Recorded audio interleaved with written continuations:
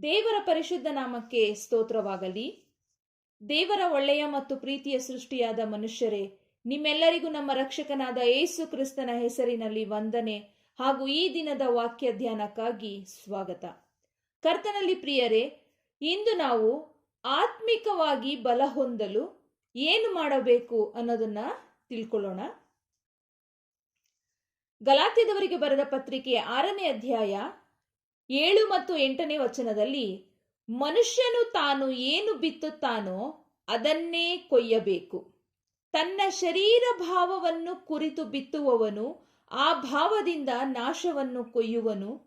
ಆತ್ಮನನ್ನು ಕುರಿತು ಬಿತ್ತುವವನು ಆತ್ಮನಿಂದ ನಿತ್ಯ ಜೀವವನ್ನು ಕೊಯ್ಯುವನು ಎಂದು ಬರೆಯಲ್ಪಟ್ಟಿದೆ.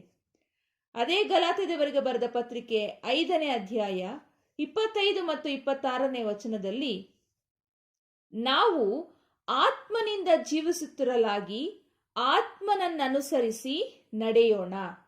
ಅಹಂಕಾರಿಗಳು, ಒಬ್ಬರನ್ನೊಬ್ಬರು ಕೆಣಕುವವರು, ಒಬ್ಬರ ಮೇಲೊಬ್ಬರು ಮತ್ಸರವುಳ್ಳವರು ಆಗದೆ ಇರೋಣ. ನಾನೇನು ಹೇಳ್ತಾ ಇದ್ದೀನಿ ಅಂದ್ರೆ, ಆತ್ಮಿಕತೆಯಲ್ಲಿ ಬಲಗೊಳ್ಳುವುದು ಅಂದರೆ ಕ್ರಿಸ್ತನ ಮೇಲೆ ನಮಗಿರುವ ನಂಬಿಕೆಗೆ ಕಠಿಣವಾದ ಪರೀಕ್ಷೆಯಲ್ಲಿ ಗಟ್ಟಿಯಾಗಿ ನಾವು ನಿಂತರೆ ಮಾತ್ರ ಆತ್ಮಿಕ ಜೀವನದಲ್ಲಿ ನಾವು ಬಲ ಹೊಂದಲು ಸಾಧ್ಯ. ಮುಂದೆ ನೋಡ್ತಾ ಹೋಗೋಣ. 2ನೇ ಕೊರಿಂಥದವರಿಗೆ ಬರೆದ ಪತ್ರಿಕೆ 12ನೇ ಅಧ್ಯಾಯ 9ನೇ ವಚನದಲ್ಲಿ, ನನ್ನ ಕೃಪೆಯೇ ನಿನಗೆ ಸಾಕು, ಬಲಹೀನತೆಯಲ್ಲಿಯೇ ಬಲವು ಪರಿಪೂರ್ಣ ಸಾಧಕವಾಗುತ್ತದೆ ಎಂದು ದೇವರು ಹೇಳಿದ್ದಾರೆ. ನನ್ನ ಕೃಪೆಯೇ ನಿನಗೆ ಸಾಕು, ಬಲಹೀನತೆಯಲ್ಲಿಯೇ ಬಲವು ಪೂರ್ಣ ಸಾಧಕವಾಗುತ್ತದೆ ಅಂತ ದೇವರು ಹೇಳಿದ್ದಾರೆ. ಹೀಗಿರಲಾಗಿ ಕ್ರಿಸ್ತನ ಬಲವು ನನ್ನಲ್ಲಿ ನೆಲೆಗೊಂಡಿರಬೇಕು ಎಂದು ನಮಗುಂಟಾಗುವ ನಿರ್ಬಲಾವಸ್ಥೆಗಳ ವಿಷಯದಲ್ಲಿಯೇ ಬಹು ಸಂತೋಷವಾಗಿ ಹೆಚ್ಚಳ ಪಡುವೆನು. ಹೀಗಿರಲಾಗಿ ಕ್ರಿಸ್ತನ ಬಲವು ನನ್ನಲ್ಲಿ ನೆಲೆಗೊಂಡಿರಬೇಕೆಂದು ನನಗುಂಟಾಗುವ ನಿರ್ಬಲಾವಸ್ಥೆಗಳ ವಿಷಯದಲ್ಲಿಯೇ ಬಹು ಸಂತೋಷವಾಗಿ ಹೆಚ್ಚಳ ಪಡುವೆನು. ಆದದರಿಂದ ಕ್ರಿಸ್ತನ ನಿಮಿತ್ತ ನನಗೆ ನಿರ್ಬಲಾವಸ್ಥೆಯೂ, ತಿರಸ್ಕಾರವೂ, ಕೊರತೆಯೂ, ಹಿಂಸೆಯೂ, ಇಕ್ಕಟ್ಟು ಸಂಭವಿಸಿದಾಗ ಸಂತುಷ್ಟನಾಗಿದ್ದೇನೆ. ಈ ಎಲ್ಲಾ ವಿಚಾರಗಳನ್ನ ನಾನೇನು ಕೇಳ್ತಾ ಇದ್ದೀನಿ ಅಂದ್ರೆ, ನಮ್ಮ ಜೀವನದಲ್ಲಿ ಕಷ್ಟ, ನೋವು, ಕಣ್ಣೀರು, ಬಾಧೆ ಇದ್ದೇ ಇದೆ. ಅದನ್ನೆಲ್ಲ ನಾವು ಜಯಿಸ್ಕೊಂಡು ಹೋಗ್ಬೇಕು ಅಂದ್ರೆ ನಾವು ಕ್ರಿಸ್ತನಲ್ಲಿ ನಂಬಿಕೆ ಇಟ್ಟು ಅಷ್ಟು ಗಟ್ಟಿಯಾಗಿ ಮುಂದೆ ನುಗ್ಗೋದಿಕ್ಕೆ ಸೈತಾನ ನಮಗೆ ಅವಕಾಶ ಮಾಡಿಕೊಡೋದಿಲ್ಲ. ನಮಗೆ ಕೆಲವೊಂದು ಕಷ್ಟಗಳ ಪರಿಸ್ಥಿತಿಗಳಲ್ಲಿ ತಳ್ತಾರೆ. ಕೆಲವರ ಜನಗಳ ಮೂಲಕ ನಮಗೆ ನೋವು, ಬಾಧೆ, ಅವಮಾನ, ಹಿಂಸೆಗಳನ್ನ ತಂದು ಒಡ್ತಾನೆ ಸೈತಾನ. ಇವೆಲ್ಲವುಗಳನ್ನು ದಾಟ್ಕೊಂಡು ನಾವು ಹೋಗ್ಬೇಕಾಗತ್ತೆ. ಆತ್ಮಿಕತೆಯಲ್ಲಿ ಬಲ ಹೊಂದಲು ಇವೆಲ್ಲವುಗಳನ್ನ ತಡ್ಕೊಳ್ಳೋದಿಕ್ಕೆ ನಮಗೆ ಶಕ್ತಿ ಬೇಕಾಗುತ್ತದೆ. ಮತ್ತೆ ನಮ್ಮ ಮನಸ್ಥಿತಿ ಗಟ್ಟಿ ಇರಬೇಕಾಗ್ತದೆ. ಮತ್ತಾಯನ ಬರೆದ ಸುವಾರ್ತೆ 5ನೇ ಅಧ್ಯಾಯ 11ನೇ ವಚನದಲ್ಲಿ ಯೇಸು ಸ್ವಾಮಿ ಈ ರೀತಿಯಾಗಿ ಹೇಳಿದ್ದಾರೆ, ನನ್ನ ನಿಮಿತ್ತವಾಗಿ ಜನರು ನಿಮ್ಮನ್ನು ನಿಂದಿಸಿ, ಹಿಂಸೆ ಪಡಿಸಿ, ನಿಮ್ಮ ಮೇಲೆ ಕೆಟ್ಟ ಕೆಟ್ಟ ಮಾತುಗಳನ್ನು ಸುಳ್ಳಾಗಿ ಹೊರಸಿದರೆ ನೀವು ಧನ್ಯರು. ಸಂತೋಷ ಪಡಿರಿ, ಉಲ್ಲಾಸ ಪಡಿರಿ, ಪರಲೋಕದಲ್ಲಿ ನಿಮಗೆ ಬಹಳ ಫಲ ಸಿಕ್ಕುವುದು ಅಂತ ಹೇಳಿದ್ದಾರೆ. ಈ ವಿಚಾರಗಳನ್ನ ನಾನು ಏನು ಕೇಳ್ತಾ ಇದ್ದೀನಿ ಅಂದ್ರೆ, ನಾವು ಮನಸ್ಸಿನಲ್ಲಿ ನಾವು ಆತ್ಮಿಕವಾಗಿ ಬಲ ಹೊಂದಬೇಕು ಅಂತ ಅನ್ಕೊಂಡು ಇಲ್ಲಿ ಬದುಕಬೇಕಾದ್ರೆ ಜನಗಳಿಂದ ಬರುವಂತ ದೂಷಣೆಗೆ, ನೋವುಂಟಾಗುವಂತ ಮಾತುಗಳಿಗೆ ನಾವು ಬೇಜಾರು ಮಾಡಿಕೊಂಡು ಮನಗುಂದಿದವರಾಗಿ ಕುತ್ಕೋಬಾರ್ದು. ಯಾಕಂದ್ರೆ ಕ್ರಿಸ್ತನಲ್ಲಿ ಬಲ ಹೊಂದೋದು, ಆತನನ್ನ ನಂಬಿ ಹಿಂಬಾಲಿಸೋದು, ಈ ಎಲ್ಲವುಗಳನ್ನು ಎದುರಿಸ್ಕೊಂಡು ಹೋಗೋದು ಜೀವನದಲ್ಲಿ ತುಂಬಾ ಕಷ್ಟ. ಆದ್ರೂ ನಾವು ಅದನ್ನ ಮಾಡಬೇಕು. ನಮ್ಮ ದೃಷ್ಟಿ ಅಂದ್ರೆ ದೇವರ ಮೇಲೆ ಮಾತ್ರ ಇರೋವಾಗ ಈ ಲೋಕದಲ್ಲಿರುವಂತವುಗಳನ್ನ ನಾವು ಕಡೆಗಣಿಸಲು, ಅಂದ್ರೆ ಇಲ್ಲಿ ಬರುವಂತ ಕಷ್ಟ ಕಣ್ಣೀರ್ನ ಕಡೆಗಣಿಸಲು ಸಾಧ್ಯ.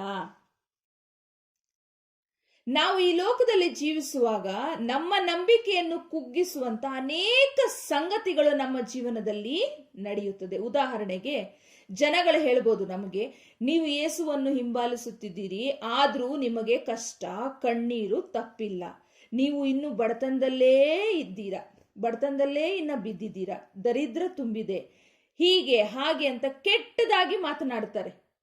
ಅವ್ರಿಗೆ ಗೊತ್ತಿಲ್ಲ ಯಾಕೆ ಅಂತ, ನಮಗೆ ಗೊತ್ತಲ್ವಾ? ನಂಬಿರುವಂತ ನಮಗೆ ಗೊತ್ತಾಗ್ಬೇಕು ನಾವು ಯಾಕೆ ಈ ಕಷ್ಟದಲ್ಲಿ ಇದ್ದೀರಿ ಅಂದ್ರೆ, ನಮ್ಮ ನಂಬಿಕೆಗೆ ಆಗುವ ಪರಿಶೋಧನೆ, ನಮಗೆ ಬರುವಂತ ಎಲ್ಲಾ ಕಷ್ಟ, ಕಣ್ಣೀರು, ನೋವು, ಅವಮಾನ, ನಿಂದೆ ಇವೆಲ್ಲ ನಮಗೆ ಆತನ ಮೇಲಿರುವ ನಂಬಿಕೆಗೆ ಆಗುವಂತಹ ಪರಿಶೋಧನೆ. ಇವೆಲ್ಲವನ್ನು ನಾವು ದೇವರ ಆಶೀರ್ವಾದದಿಂದ ಆತ್ಮೀಕವಾಗಿ ಗಟ್ಟಿಯಾಗಿ ಬೇರೂರಿ ನೆಲೆಯೂರಿ ನಾವು ಇದನ್ನ ಗೆಲ್ಲಬೇಕು. ಆತ್ಮೀಕವಾಗಿ ಜೀವಿಸಲು ಬಯಸುವವರು ಈ ಲೋಕವನ್ನಾಗಲಿ ಲೋಕದಲ್ಲಿರುವಂತವುಗಳನ್ನಾಗಲಿ ಪ್ರೀತಿಸೋದಿಲ್ಲ. ನಮ್ಮ ದೃಷ್ಟಿ ಯಾವಾಗಲೂ ಯೇಸು ಸ್ವಾಮಿ ಮೇಲೆ ಇದ್ದಾಗ ಮಾತ್ರ ನಾವು ಆತ್ಮಿಕವಾಗಿ ಬಲ ಹೊಂದಲು ಸಹಾಯ ಆಗುತ್ತೆ. ಯಾವಾಗ ನಾವು ಈ ಲೋಕದಲ್ಲಿ ಇರುವಂತವನ್ನ ಪ್ರೀತಿಸೋದಿಲ್ಲ, ಆಗ ಲೋಕದಲ್ಲಿ ಜೀವಿಸ್ತಾ ಇರುವಂತಹ ಜನ ಯಾರು ಏನೇ ಹೇಳಿದ್ರು ನಮಗೆ ಆ ಕಡೆ ಗಮನ ಹೋಗೋದಿಲ್ಲ. ನಾವು ಅನುಭವಿಸ್ತಾ ಇರೋ ಕಷ್ಟ, ಕಣ್ಣೀರುಗಳಿಗೆ, ದುಃಖಗಳಿಗೆ ಕಾರಣ ಏನು ಅನ್ನೋದು ನಮಗೆ ಚೆನ್ನಾಗಿ ಸ್ಪಷ್ಟವಾಗಿ ಅರ್ಥವಾಗಿದ್ದೇ ಆದ್ರೆ ನಾವು ಯಾವುದೇ ಕಾರಣಕ್ಕೂ ಬಾಧೆ ಪಟ್ಕೊಳ್ತಾ ಕೂತ್ಕೊಳ್ಳೋದಿಲ್ಲ. ಮುಂದಕ್ಕೆ ನೋಡ್ರಿ, ಯೇಸು ಸ್ವಾಮಿ ಹೇಳಿದ್ದಾರೆ, ಯಾವನಿಗಾದರೂ ನನ್ನ ಹಿಂದೆ ಬರಲು ಮನಸ್ಸಿದ್ದರೆ ಅವನು ತನ್ನ ಶಿಲುಬೆಯನ್ನು ಹೊತ್ತುಕೊಂಡು ಬರಲಿ. ಅಲ್ವಾ? ಯೇಸು ಸ್ವಾಮಿ ಈ ಮಾತನ್ನು ಹೇಳಿದರೆ, ಯಾವನಿಗಾದರೂ ನನ್ನ ಹಿಂದೆ ಬರಲು ಮನಸ್ಸಿದ್ದರೆ ಅವನು ತನ್ನ ಶಿಲುಬೆಯನ್ನು ಹೊತ್ತುಕೊಂಡು ಬರಲಿ ಅಂತ ಹೇಳಿದರೆ ಹೊರತು ಕೈ ಬೀಸ್ಕೊಂಡು ಬರಲಿ ಅಂತ ಹೇಳಿಲ್ಲ.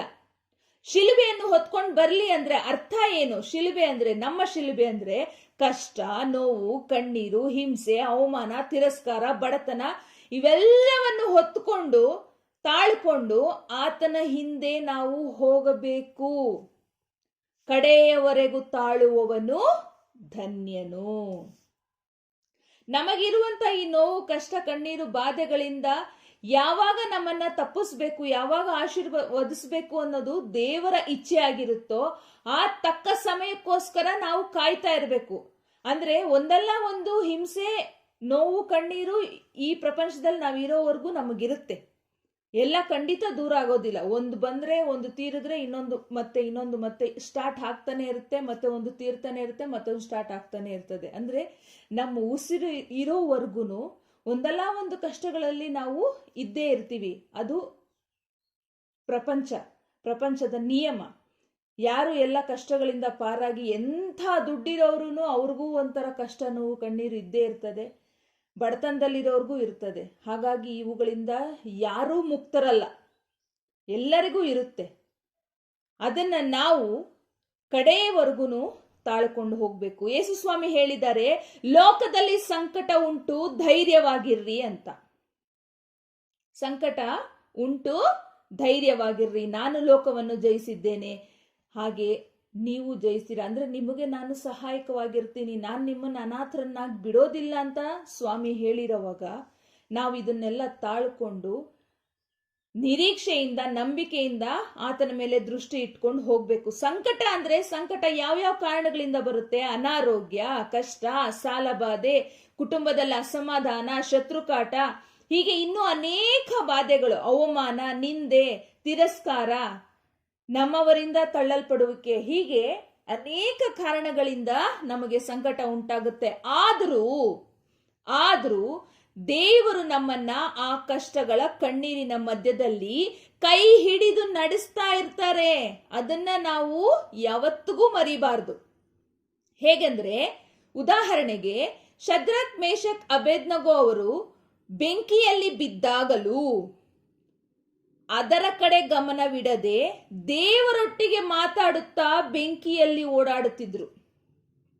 ಅವರನ್ನ ಬೆಂಕಿಯಲ್ಲಿ ಹಾಕಿದಾಗ್ಲೂ ಅವರನ್ನು ಯಾರು ಬೆಂಕಿಯಲ್ಲಿ ಎತ್ತ ಹಾಕಿದ್ರೋ ಅವರು ಸುಟ್ಟು ಹೋದ್ರು. ಆದ್ರೆ ಬೆಂಕಿಯಲ್ಲಿ ಬಿದ್ದಂತ ಇವರು, ಅವರಿಗಿದ್ದಂತ ನಂಬಿಕೆ ಅಷ್ಟು ಗಟ್ಟಿಯಾಗಿತ್ತು. ದೊಡ್ಡದು ಅಂತ ನಾನು ಹೇಳಲ್ಲ, ಯಾಕೆಂದ್ರೆ ಯೇಸು ಸ್ವಾಮಿ ಹೇಳ್ತಾರೆ, ಸಾಸಿವೆ ಕಾಳಷ್ಟು ನಂಬಿಕೆ ನಿಮಗಿದ್ರೂ ನಿಮಗೆ ಒಳ್ಳೇದಾಗುತ್ತೆ ಅಂತ. ಹಾಗಾಗಿ ಗಟ್ಟಿ ಅನ್ನೋದ್ರ ಮೇಲೆ ನಾನು ಹೋಲಿಸ್ತೀನಿ, ನಮ್ಮ ನಂಬಿಕೆ ಎಷ್ಟು ಗಟ್ಟಿಯಾಗಿರ್ಬೇಕು ಅಂತ. ನಾವು ಬಂಡೆಯ ಮೇಲೆ ಮನೆ ಕಟ್ಟಿದವ್ರ ತರ ಇರಬೇಕು. ಬಂಡೆಯ ಮೇಲೆ ನಾವು ನಮ್ಮ ನಂಬಿಕೆನ ಕಟ್ಟಿರ್ಬೇಕು, ಉಸುಬಿನ ಮೇಲೆ ನಾವು ಕಟ್ಟಬಾರ್ದು. ಅಂದ್ರೆ ಮರಳಿನ ಮೇಲೆ ನಾವು ಮನೆ ಕಟ್ಟಿದ್ರೆ ಏನಾಗುತ್ತೆ? ಅಲೆ ಬಂದು ಒಡೆದ ತಕ್ಷಣ ಬಿದ್ದು ಹೋಗುತ್ತೆ, ಅಥವಾ ಬಿರುಗಾಳಿ ಬಂದಾಗ ಅದು ತಡೆಯದಿರ ಹೊರಟೋಗುತ್ತೆ. ಬಂಡೆ ಮೇಲೆ ನಾವು ಮನೆ ಕಟ್ಟಿದಾಗ ನಮ್ಮ ಮನೆ ಗಟ್ಟಿಯಾಗಿರುತ್ತೆ. ಅಂದ್ರೆ ಆ ಗಟ್ಟಿಯಾದಂತಹ ನಂಬಿಕೆ ನಮಗಿದ್ರೆ ನಾವು ದೇವರ ಆಶೀರ್ವಾದದಿಂದ ಯೇಸು ಸ್ವಾಮಿ ಮೇಲೆ ದೃಷ್ಟಿ ಇಟ್ಟು ಈ ಜೀವನನ ಗೆಲ್ಲೋದಿಕ್ಕೆ ಸಾಧ್ಯ ಆಗುತ್ತೆ. ಆತ್ಮೀಕವಾಗಿ ನಾವು ಬಲ ಹೊಂದೋದಕ್ಕೆ ಸಾಧ್ಯ ಆಗುತ್ತೆ. ಯಾವಾಗ ಆತ್ಮಿಕವಾಗಿ ನಾವು ಬಲ ಹೊಂದಬಹುದು ಅಂದ್ರೆ, ನಮ್ಮ ದೃಷ್ಟಿ ಯಾವಾಗಲೂ ಸ್ವಾಮಿ ಮೇಲೆ ಇದ್ದಾಗ ಮಾತ್ರ. ಸ್ವಾಮಿ ಮೇಲೆ ಇದ್ದಾಗ ಮಾತ್ರ ಏನಾಗುತ್ತೆ? ನಮ್ಮ ನಂಬಿಕೆ ಇನ್ನಷ್ಟು ಮತ್ತಷ್ಟು ಹೆಚ್ಚಾಗ್ತಾ ಹೋಗುತ್ತೆ. ಆವಾಗ ದೇವರು ತನ್ನ ಸತ್ಯದ ಆತ್ಮದ ಮೂಲಕ ನಮ್ಮನ್ನ ನಡೆಸ್ತಾ ಹೋಗ್ತಾರೆ. ಆ ಸತ್ಯದ ಆತ್ಮ ನಮ್ಮಲ್ಲಿ ಇದ್ರೆ, ಪವಿತ್ರಾತ್ಮ ನಮ್ಮಲ್ಲಿದ್ರೆ ಯಾವ ರೀತಿ ಯಾವಾಗ ನಡ್ಕೋಬೇಕು ಅನ್ನೋದನ್ನ ನಮಗೆ ಹೇಳ್ತಾ ಇರ್ತಾರೆ. ಆದಷ್ಟು ನಾವು ಶಾಂತವಾಗಿದ್ದೇ ನಡ್ಕೋಬೇಕು ಅನ್ನೋದನ್ನು ಸಹಿತ ತಿಳಿಸ್ತಾರೆ ಸತ್ಯದ ಆತ್ಮನು. ಸ್ಟಾರ್ಟಿಂಗ್ ನಲ್ಲೇ ನಾನು ಹೇಳ್ದಂಗೆನೆ, ಅಹಂಕಾರಿಗಳು, ಒಬ್ಬರನ್ನೊಬ್ಬರು ಕೆಣಕುವವರು, ಒಬ್ಬರ ಮೇಲೊಬ್ಬರು ಮತ್ಸರ ಉಳ್ಳವರು ಆಗದೆ. ನಮ್ಮ ಪಾಡಿಗೆ ನಾವಿರೋಣ, ಜನ ಏನಂದ್ರೂ ಪರವಾಗಿಲ್ಲ, ನಮ್ಮನ್ನ ರಕ್ಷಿಸೋದಿಕ್ಕೆ, ನಮ್ಮನ್ನ ಕಾಪಾಡೋದಿಕ್ಕೆ ದೇವರು ನಮ್ಮ ಜೊತೆ ಇದ್ದಾರೆ ಅನ್ನುವಂಥ ನಂಬಿಕೆ ನಮ್ಮ ಹೃದಯದಲ್ಲಿ ಗಟ್ಟಿಯಾಗಿ ಇರಬೇಕು. ಇದನ್ನ ಮಾತ್ರ ಯಾವತ್ತಿಗೂ ಮರಿಬೇಡ್ರಿ. ಹೇಗೆ ಅವರು ಬೆಂಕಿಯಲ್ಲಿ ಇದ್ದಾಗ್ಲೂ ದೇವರು ಅವರನ್ನ ನಡೆಸ್ತಾ ಇದ್ರು, ಆ ಬೆಂಕಿ ಅವರನ್ನ ಏನೂ ಮಾಡಕ್ಕಾಗ್ಲಿಲ್ಲ. ಹೊರಗಿಂದ ಜನ ನೋಡ್ತಾ ಇದ್ದಾರೆ ಅವ್ರು ಬೆಂಕಿನಲ್ಲಿ ಬಿದ್ದಿದ್ದಾರೆ ಅಂತ, ಆದ್ರೆ ಆ ಬೆಂಕಿ ಅವರನ್ನ ಏನೂ ಮಾಡಕ್ಕಾಗ್ಲಿಲ್ಲ. ಆ ಬೆಂಕಿಯ ಒಳಗಡೆ ಅವರು ದೇವರ ಜೊತೆ ಆರಾಮಾಗಿ ಮಾತಾಡ್ತಾ ಓಡಾಡ್ತಾ ಇದ್ರು. ಹಾಗೇನೆ ಅಂತ ಕಠಿಣವಾದ ಪರಿಸ್ಥಿತಿಗಳು ಇವತ್ತಿನ ದಿನ ನಮ್ಮ ಜೀವಿತದಲ್ಲಿ ಇದ್ರೂನು ನಮ್ಮ ದೃಷ್ಟಿ, ನಿರೀಕ್ಷೆ ದೇವರ ಕಡೆಗೆ ಇದ್ದಿದ್ದೇ ಆದ್ರೆ ಖಂಡಿತ ಅದರಲ್ಲಿ ದೇವರು ನಮ್ಮನ್ನ ಕೈ ಹಿಡಿದು ನಡೆಸ್ತಾರೆ. ಇದನ್ನ ಜ್ಞಾಪಕ ಇಟ್ಕೊಂಡಿರ್ರಿ. ನಮ್ಮ ದೃಷ್ಟಿ, ನಮ್ಮ ಗಮನ, ನಮ್ಮ ನಂಬಿಕೆ ಯೇಸುವಿನ ಮೇಲೆ ಮಾತ್ರ ಇರಬೇಕು. ಆಗ ಮಾತ್ರ ನಾವು ಆತ್ಮೀಕವಾಗಿ ಬಲ ಹೊಂದಿ ಈ ಜೀವಿತನ ನಡೆಸ್ಕೊಂಡು ಹೋಗೋದಕ್ಕೆ ಸಹಾಯ ಆಗುತ್ತೆ. ದೇವರ ಆಶೀರ್ವಾದದಿಂದ ನಾವು ಗೆಲ್ಲೋದಕ್ಕೆ ಸಹಾಯ ಆಗುತ್ತೆ. ಯುದ್ಧವು ಯೆಹೋವನದೇ. ನಾವಂತೂ ಸುಮ್ಮನೆ ಇದ್ದು ನಿರೀಕ್ಷೆಯಿಂದ ಕಾಯ್ತಾ ಇರಬೇಕು. ಹಾಗಾಗಿ ದೇವರು ಅಂತಹ ಒಂದು ನಿರೀಕ್ಷೆ ಉಳ್ಳಂತ ಮನಸ್ಸು ನಿಮ್ಮೆಲ್ರಿಗೂ ಕೊಡ್ಲಿ ಅಂತ ನಿಮ್ಮೆಲ್ರಿಗೋಸ್ಕರ ಪ್ರಾರ್ಥನೆ ಮಾಡೋಣ. ಸರ್ವ ಸೃಷ್ಟಿಕರ್ತನೆ, ಕರುಣೆಯ ಕರ್ತನೆ, ಪರಿಶುದ್ಧನಾದ ತಂದೆಯೇ, ನಿನ್ನ ಪರಿಶುದ್ಧ ನಾಮಕ್ಕೆ ಸ್ತೋತ್ರವಾಗಲಿ. ಅಪ್ಪ, ವಾಕ್ಯ ಕೇಳಲು ಕೊಟ್ಟಂತ ಕೃಪೆಗಾಗಿ ಸ್ತೋತ್ರ. ವಾಕ್ಯಗಳ ಮೂಲಕ ನಮ್ಮ ಜೊತೆ ಮಾತಾಡಿ ನಮ್ಮನ್ನು ಬಲಪಡಿಸಿದ್ದಕ್ಕಾಗಿ ಸ್ತೋತ್ರ. ಅಪ್ಪ, ನಿಮ್ಮಿಂದ ನಾವು ಅಗಲದಂತೆ ನಮ್ಮನ್ನು ನಿನ್ನ ರೆಕ್ಕೆಯ ಮರೆಯಲ್ಲಿ ಇಟ್ಟು ರಕ್ಷಿಸು. ಆತ್ಮೀಕವಾಗಿ ಬಲ ಹೊಂದಲು ಸಹಾಯ ಮಾಡು. ನೀನೇ ನಮ್ಮ ಆಶ್ರಯ, ದುರ್ಗವು, ಕೋಟೆಯು, ಗುರಾಣಿಯು. ನೀನೇ ಈ ಪ್ರಾರ್ಥನೆಯಲ್ಲಿ ನಮ್ಮೊಟ್ಟಿಗೆ ಮಾತನಾಡಿದ್ದಕ್ಕಾಗಿ, ನಮ್ಮ ಹೃದಯಗಳನ್ನು ಮುಟ್ಟಿದ್ದಕ್ಕಾಗಿ ಸ್ತೋತ್ರ ಸ್ವಾಮಿ. ಅಪ್ಪ, ಈ ಪ್ರಾರ್ಥನೆಯಲ್ಲಿ ಭಾಗಿಯಾಗಿ ತಲೆಬಾಗಿ ಪ್ರಾರ್ಥಿಸುತ್ತಿರುವ ಪ್ರತಿಯೊಬ್ಬೊಬ್ಬರನ್ನು ಹೆಸರಾಗಿ ಆಶೀರ್ವದಿಸು. ಅವರ ಕುಟುಂಬವನ್ನು ಆಶೀರ್ವದಿಸು. ಅವರ ಕಷ್ಟ, ಕಣ್ಣೀರು, ನೋವು, ಬಾಧೆ, ಸಂಕಟ ಏನೇ ಇದ್ದರೂ ಸ್ವಾಮಿ, ಅದರ ನಡುವೆ ನೀನು ಅವರ ಕೈಯನ್ನು ಹಿಡಿದು ಅವರನ್ನು ನಡೆಸಬೇಕಾಗಿ ಬೇಡಿಕೊಳ್ಳುತ್ತೇನೆ. ಅವರ ಕಣ್ಣೀರನ್ನು ಒರೆಸಬೇಕಾಗಿ ಬೇಡಿಕೊಳ್ಳುತ್ತೇನೆ ಸ್ವಾಮಿ. ಪ್ರತಿಯೊಬ್ಬೊಬ್ಬರು ನಿನ್ನನ್ನೇ ದೃಷ್ಟಿಸಿ, ನಿನ್ನನ್ನೇ ಆತುಕೊಂಡು ನಿನ್ನಲ್ಲಿ ಬಲ ಹೊಂದಲು ಸಹಾಯ ಮಾಡಬೇಕಾಗಿ ಬೇಡಿಕೊಳ್ಳುತ್ತೇನೆ ಸ್ವಾಮಿ. ಪ್ರತಿಯೊಬ್ಬರ ಸುತ್ತಲೂ, ಪ್ರತಿಯೊಂದು ಕುಟುಂಬದ ಸುತ್ತಲೂ ನಿನ್ನ ದೂತರನ್ನು ದಂಡಿಳಿಸಿ ಕಾವಲಿರಿಸಬೇಕಾಗಿ ಬೇಡಿಕೊಳ್ಳುತ್ತೇನೆ ಸ್ವಾಮಿ. ನಿನ್ನನ್ನೇ ನಂಬಿಕೊಂಡಿರುವ, ನಿನ್ನನ್ನೇ ದೃಷ್ಟಿಸುತ್ತಿರುವ ಪ್ರತಿಯೊಂದೊಂದು ಕುಟುಂಬವನ್ನು ಹೆಸರಾಗಿ ವಿಶೇಷವಾಗಿ ಆಶೀರ್ವದಿಸಿ ನಡೆಸು ಸ್ವಾಮಿ. ನಮ್ಮನ್ನು ನಾವು ತಗ್ಗಿಸುತ್ತೇವೆ. ಎಲ್ಲ ಘನ ಮಾನ ಮಹಿಮೆ ಯುಗ ಯುಗಾಂತರಗಳಲ್ಲಿಯೂ ನಿನಗೆ ಸಲ್ಲಿಕೆಯಾಗಿರಲಿ. ಯೇಸುವಿನ ಹೆಸರಿನಲ್ಲಿ ನಂಬಿ ಬೇಡಿ ಹೊಂದಿದ್ದೇವೆ ನಮ್ಮ ತಂದೆಯೇ, ಆಮೇನ್. ಕರ್ತನಲ್ಲಿ ಪ್ರಿಯರೇ, ತಂದೆಯಾದ ದೇವರು ನಿಮ್ಮೆಲ್ಲರನ್ನು ಹೆಚ್ಚಾಗಿ ಆಶೀರ್ವದಿಸಿ ಕಾಯ್ದು ಕಾಪಾಡಲಿ. ಆಮೇನ್.